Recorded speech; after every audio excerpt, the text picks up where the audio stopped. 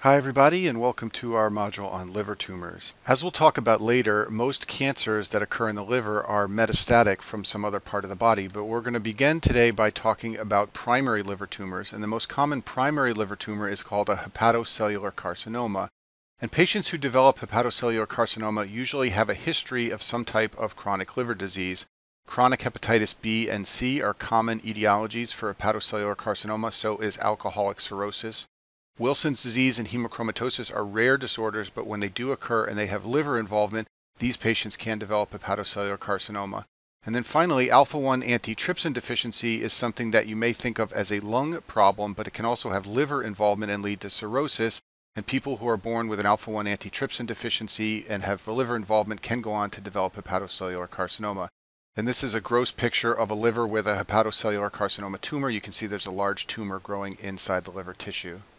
This doesn't happen much in the United States, but in developing countries, many people develop hepatocellular carcinoma from exposure to a toxin produced by the fungus Aspergillus. This fungus produces a toxin called aflatoxin, and it can contaminate corn and soybean and peanuts. And if you eat a lot of corn and soybean and peanuts that have been exposed to the aflatoxin from Aspergillus, you can develop hepatocellular carcinoma.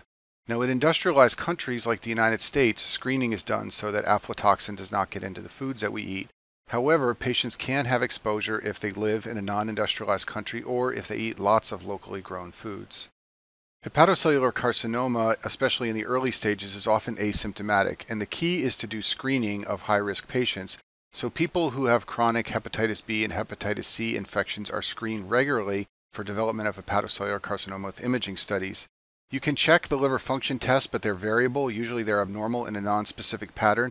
And as we talked about before, most patients who get this cancer already have liver disease, so abnormalities of the liver function test won't help you in determining whether they have converted to the development of a hepatocellular carcinoma on top of their chronic liver disease. The liver can become enlarged when the tumor gets very big, and then eventually, if the tumor is large enough, it can cause liver failure with obstructive jaundice and ascites. Large hepatocellular carcinomas characteristically cause hypoglycemia. This is seen with large tumors because they have a very high metabolic rate and they consume lots of glucose. Additionally, rarely tumors have been described as producing a hormone called insulin-like growth factor 2, which can function like insulin. And then finally, when the tumor gets large enough, it can just destroy so much of the liver tissue that there aren't hepatocytes available to perform gluconeogenesis during times of fasting. Hepatocellular carcinomas are also well described as causing erythrocytosis. This is because they can sometimes secrete erythropoietin. And then a dangerous complication of hepatocellular carcinoma is called the Budd-Chiari syndrome. This occurs because in the setting of hepatocellular carcinoma, you have a hypercoagulable state from the presence of a cancer, plus there is compression of venous structures in the liver. In particular, the tumor can compress the hepatic veins that drain the liver, and this can lead to a blood clot in the hepatic veins. This means that blood will not be able to flow out of the liver. And the Budd-Chiari syndrome results in a characteristic triad of abdominal pain, ascites, and hepatomegaly that has an abrupt onset when the tumor compresses the veins and a blood clot occurs.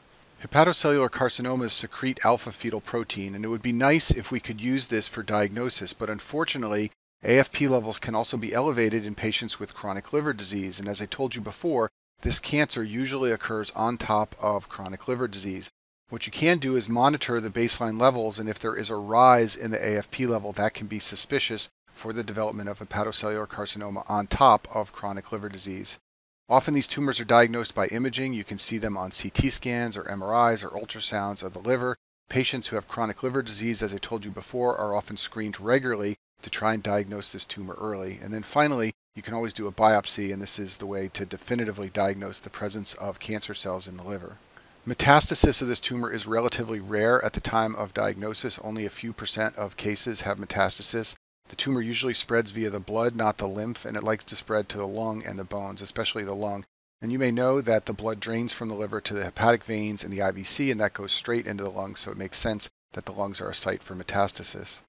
The treatment of hepatocellular carcinoma is complex, but one thing that's easy to remember is that this tumor is notorious for being poorly responsive to chemo and radiation. Those treatments which are used in many other tumors do not work well in hepatocellular carcinoma. Surgical excision is an option, but it's often not possible because the tumor is so large that you would essentially have to remove the patient's entire liver. Liver transplantation is sometimes done. As I told you before, this tumor is often not metastatic. That means it's contained in the liver. So you can essentially take the whole liver out and put in a new liver if a transplant organ is available. Sometimes these tumors are treated with radiofrequency ablation. This is where you use radiofrequency thermal energy to try and destroy the lesion. Basically, it's a targeted therapy at the lesion to try and destroy just the tumor and not the liver tissue around it. A similar and related therapy is called chemoembolization. This is where you inject a procoagulant directly into the tumor, hoping to kill the tumor cells and not the liver. Overall, the prognosis is poor, and the median survival after diagnosis is 6 to 20 months. Now I'll talk about other liver tumors, and let's start by talking about hepatic adenomas. These are benign liver tumors that derive from epithelial cells. They are usually a solitary tumor in the right lobe of the liver, and they're common in women from the 20s to 40s. Usually these do not cause symptoms. They are rarely symptomatic, and they're often picked up incidentally when imaging of the abdomen is done, working up some cause of abdominal pain. They have a couple of associations you should be aware of. First of all, women who take contraceptive pills often develop hepatic adenomas. This is a picture of oral contraceptive pills on the screen to remind you of this fact. They are also associated with taking anabolic steroids. So some weightlifters take anabolic steroids. Also, some transgender individuals take anabolic steroids to increase muscle mass, and these groups of patients are at risk for hepatic adenomas. Now, as I mentioned, these tumors are benign and they are rarely symptomatic. The only time they are sometimes a clinical problem is during pregnancy. There are case reports of hepatic adenomas that rupture during pregnancy, and a very tricky clinical scenario is a woman who has an established hepatic adenoma that is asymptomatic, and that woman becomes pregnant.